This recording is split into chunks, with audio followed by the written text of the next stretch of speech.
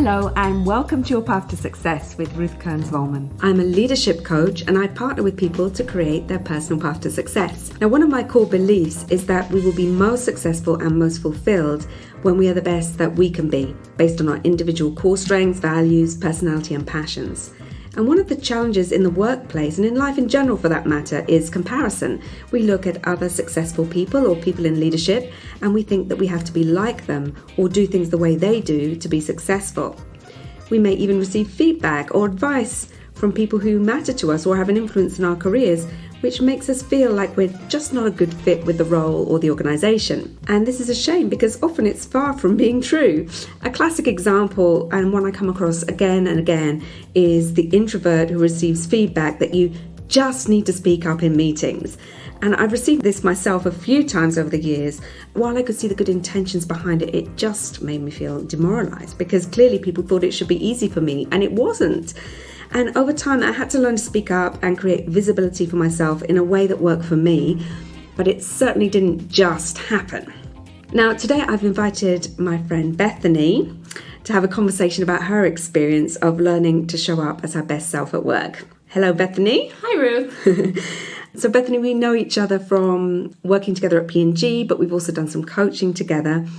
And I wonder how you relate to this whole thing of getting feedback, which is well-intentioned but maybe not helpful. Absolutely. So I've lived in Switzerland for quite a while now. I'm originally from the United States, and learning French has been one of my biggest challenges since I've been here. And the feedback I always get is people say, you just have to talk. You just have to go up to people and talk in French and force yourself to talk in French. And this feedback always rubs me the wrong way because I don't just go up and talk to people in English. I think about everything I'm going to say before it comes out of my mouth. It's just my nature of communicating. Mm-hmm. And so the expectation that for others who, yes, they can go up and talk in French and fail in how they talk in French and feel totally comfortable with that and just move on, it just doesn't work for me. So part of learning French for me has been trying to figure out, okay, how can I learn French in a way that's right for me? And what that has been is actually a lot more of Duolingo type software, reading children's books. So the public library and children's books has been incredibly helpful. And figuring out that I don't necessarily have to go up and talk to people to learn French. I can do it in a way that works for me. Yeah, although hopefully you do occasionally talk to people. Of course, more and more. The better I get at French, more and more. But for the learning, it gives me such a fear of just going up and saying the wrong thing that all learning modes are shut off anyway. Yeah. So it doesn't help me learn, but it's the advice everyone wants to give me. Just go talk to people. Just go talk to people. I'm like, I don't do that in English. I'm not going to do it in French. But what I love about that is the kind of the self-awareness and the desire to say, I do want to do this, so I'm gonna work out what does that look like for me. I know we've talked a bit about this at work, how you can show up as your best self. Tell us a bit about that, I know you were telling me about a time at work when you had a new boss and it, she was very different to you. What happened then? Yeah, absolutely. So a few years ago, I was at a point in my career where I'd been doing good work. I knew I was doing good work. People were appreciating the work that I was doing. And I had a new boss come in, also very well respected across the organization. And I was personally, I was even trying to think about, well, what's next for me? Where should I be going? What should I be doing? And I wanted to impress my new boss. I also wanted to show her that I had value. But so often what I would do is we'd go into meetings together, leadership type meetings, and I would want to be like her. I would try to be a miniature version of her. And her and I approach these types of meetings very differently. And she has a mind for numbers, a magnificent mind for numbers. And she has a resource section of how she organizes her notes and her files so that really she can find everything in the moment, in the heart of it, and be ready with the information to bring into the meeting. And I was trying really hard to do this like she did it. And I'm incredibly impressed by how she does this. It's something where I actually said, how do you take notes? Because she is so methodical about how she does it. How do you keep your files? Because she's so good at how she does it. But the problem was I was coming to meetings and trying to be like her, and I wasn't doing a good job of being like her, because I am not like her. I approach things a little bit differently. I think in ideas, I think in questions. I'm always trying to find that one thing that might spark something that people were talking about. And so I was coming into the meeting trying to be like her to the best of my ability, not being as good at her as it, which makes sense because that's who she is. But then I wasn't really adding any of my own value either, because I was just trying to be someone that I wasn't. And then I was going into a negative repercussion of recognizing that, okay, I didn't say anything good in this meeting. And when I tried to do it, she got to it faster, which is because that's who she is. And so it just created this negative spiral for myself of like, what value am I adding here? Not really recognizing myself in these meetings and not bringing myself forward in any way that was recognizable to me or to the other people in the room. And I remember that you were beating yourself up quite a bit about it. Yeah. And it's interesting, I know that you know this work, the Gallup Strengths Finder work, where they talk about the fact that, to be exceptional at something, you need to build on your strengths. So it's good to learn from someone who's different from you. But if that's not your strong point, you're a minimum going to become average. Yeah. And so you were turning into kind of average mini-me and rather than being exceptional Bethany. Exactly. And so we spent some time like coming back to, how do you add value? And, what do you bring that nobody else brings to this meeting? What helped you to get a grasp of that? Yeah, in the work absolutely. we did together? Well, of course the coaching helped and being able to talk to someone about this challenge. And I think where the light really turned on was I knew I was appreciated at work. I knew I was doing something right, but I don't think I had the self-recognition to know what that was.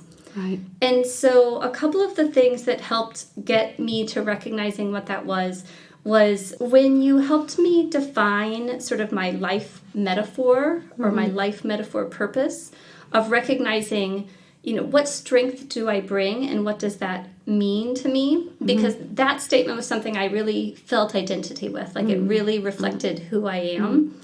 And so that aha of, yes, this is something that I do really well. I see things that others don't see right away. I can ask questions that other people don't think of right away. I see connections between things that other people may not have identified as quickly as I have identified them. Right. And the metaphor is an embodiment of that.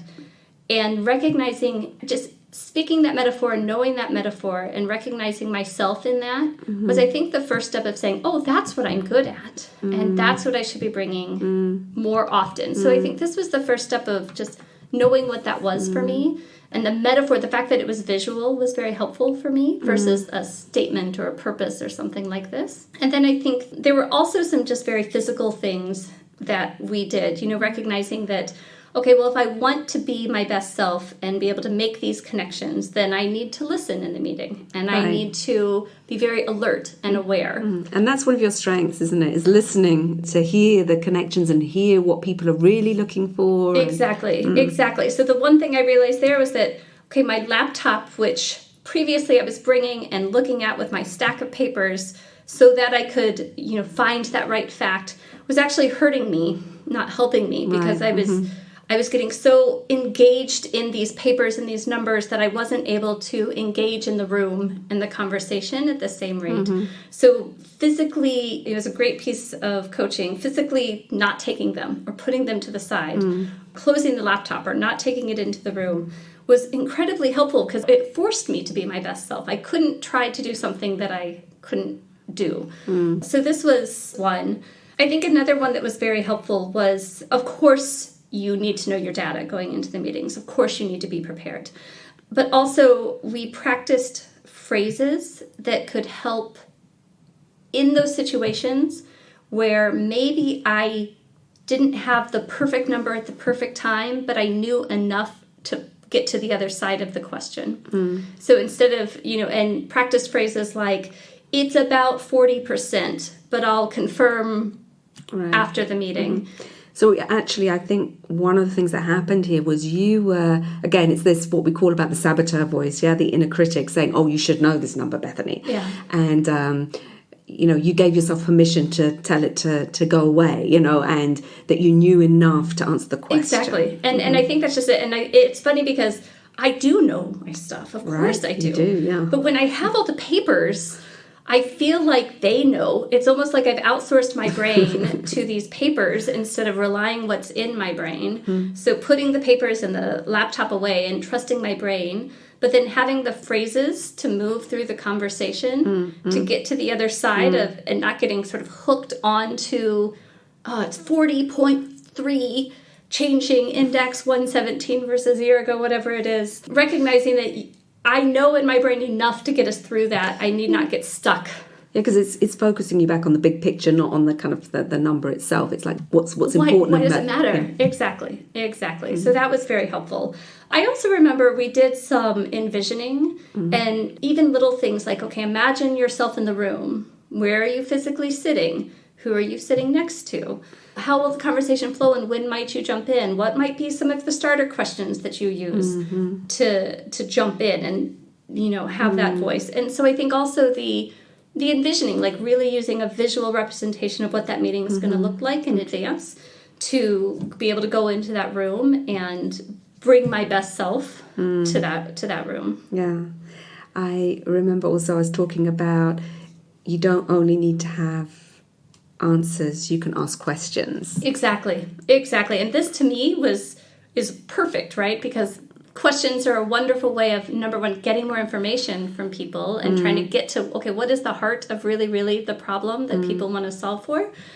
But it also gives you time to think. Right. So, and it actually made me very aware of other people in the organization who are very good at asking smart questions and how they use that strategically. And I realized, well, that's something I can do because that's something I'm good at asking questions. I can listen and understand and then use that time. So it was very helpful both in terms of the behavior, but also the recognition that many people are very successful using questioning as a way of pulling more, getting more understanding from a room of people, moving them through problems and challenges, and recognizing that that's something that I can do as well. It gave you another model to work from. Exactly. A model that works for me. Right.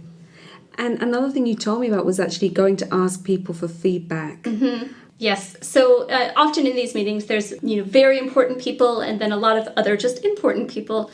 And many of these people are colleagues of mine that I trust and that are in many of these meetings with me. And so I sought out one person in particular that I have very high trust and respect for and said, this is what I'm working on, how I come across in these meetings, coming across in a way that feels authentic to me, but also helps me look good in front of very important people, right? I want to build my exposure and my perception in front of others.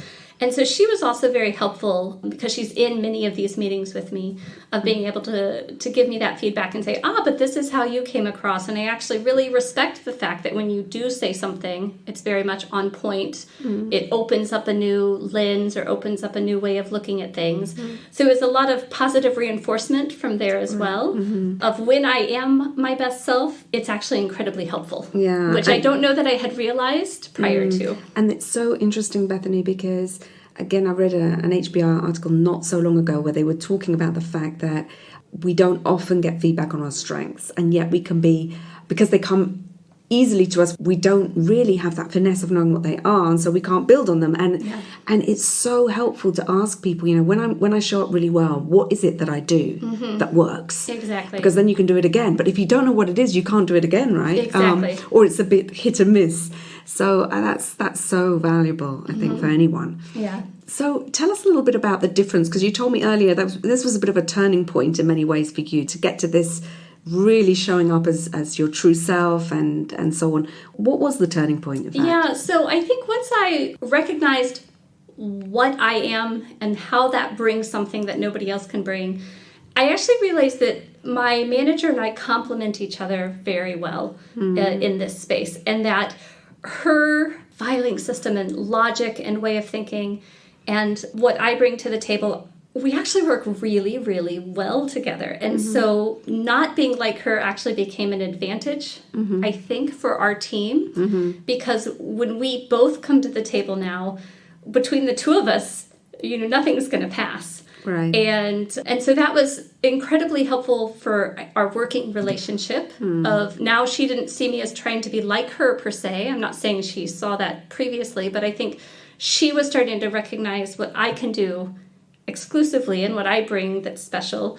I know what she's good at as well, so when I need help in those areas, I can go to her. And so I think for our, manager-managee relationship, it also really helped us come to the business as a better team. Right. As a better team. And the business wins as well. Of course. The business wins. We both win individually. And I think, having this perspective on it has helped me appreciate her more because in appreciating what I do well, I also don't have to dislike myself for what I don't do well. And knowing that she does do that well, great. Yeah. Wonderful. I can work with her on that. And so I think it was really enabling for sort of the trust that we had overall as well. Yeah.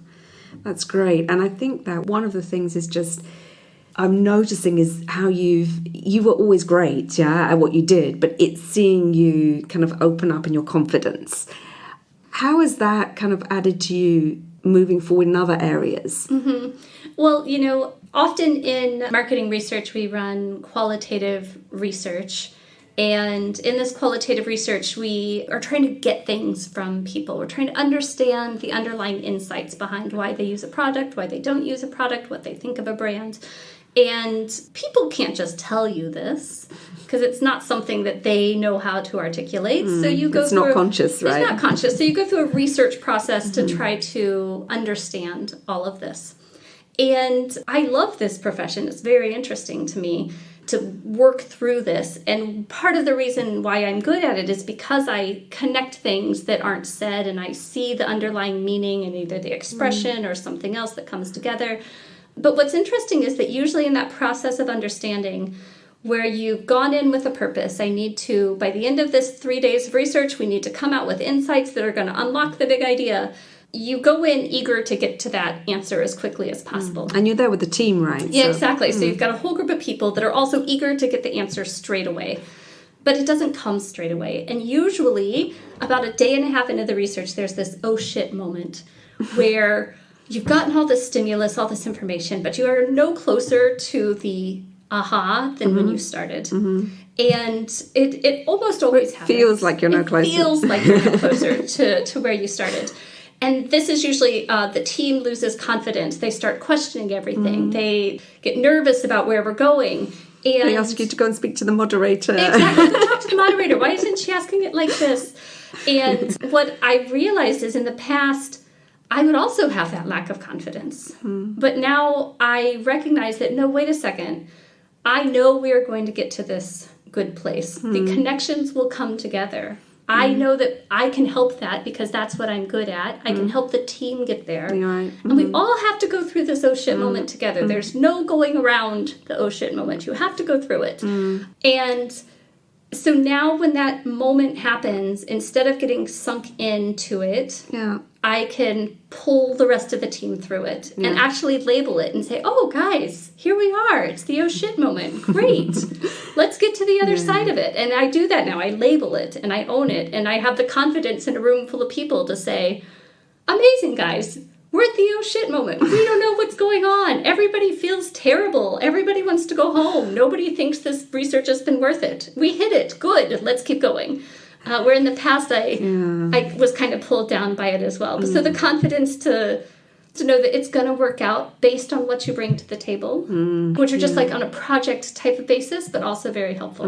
And that is really an important leadership point that you're bringing up just there, because I think often as leaders, we can either let the other people pull us into their energy. So we're just like a thermometer. We can say, oh, it's the oh shit moment and isn't life terrible and we're never going to get there. Or we're a thermostat and we say, no, guys, we're at the oh shit moment, but we're going to keep going because out of this chaos, there comes clarity. But we have to go through the chaos. Yeah. So you're leading the way rather than letting them overwhelm you with their skepticism and all the emotions that come with it, and the fears and so on. And so I want to say, that's so cool to see you stepping into that and recognizing that you're doing it in your way, because, you're this person who sparks off ideas. You're the one who's like focusing the energy from which the ideas come, and you're really focusing them. And so this metaphor, I think that, we haven't shared the metaphor. I don't know. I'm okay if you share it, if we want to share it. No, if you want to share it, yeah, share it. So will you share it? Yeah, so the metaphor is, I am a magnifying glass that lights the spark, that creates the flame, that pulls everyone together. And then with that fire that's created, you can cook meals, you can create great ideas, like it pulls everyone together. So it's this magnifying fire that lights the flame that pulls everyone together. Yeah, and so you're concentrating the energy, focusing people's energy. Can you see how you're doing that in this situation with the people? Exactly. And what I love about this metaphor is it's a metaphor for who you are, but it's also a metaphor for your leadership, for your style, which is really about like creating this energy focus in the right place so that other they can fan the flame and make the creativity and the ideas into bigger things. Yeah, and I love the magnifying glass, because then sometimes you tilt the magnifying glass a little bit to the left and you see something different. You tilt it to the right, you see something different. And so just another thing that I'm good at is thinking in options, and if not this, then this, and this, then this, and that's holding that magnifying glass up to the sun in different ways to get different effects. So I find the metaphor incredibly helpful to remind myself what I'm good at. Yeah. So often when I get stuck in something, even mentally stuck in something, I say, well, how would I handle this? Right? You're asking yourself how you would handle it. That's brilliant. Like, how would my metaphor handle this situation? Yeah, but Bethany, so many times when we're in that kind of situation, we have the other voices telling us how we should handle it, or how our boss would handle it, or whoever the other mentor would handle it, or whatever. But that is the question: how would I handle this? How would I handle it? How would my best self handle this? Exactly, rather than my I'm scared to death self. Yeah. Exactly, and I think also I remember when we went through and named the saboteurs. Yeah. Knowing that they're there and naming them again was incredibly helpful, because then when you name them and they're there, then it says, okay, wait a second, I hear that saboteur telling me I can't do this, I'm not good enough. And that gives you the right to then say, now what would I do?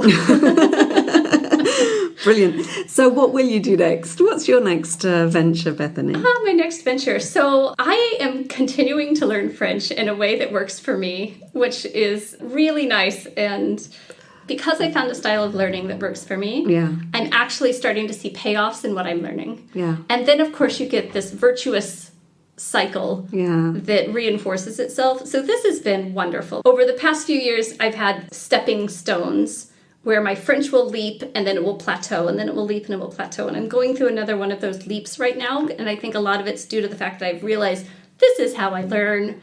And may not be how other people learn, but that really works for me. Great.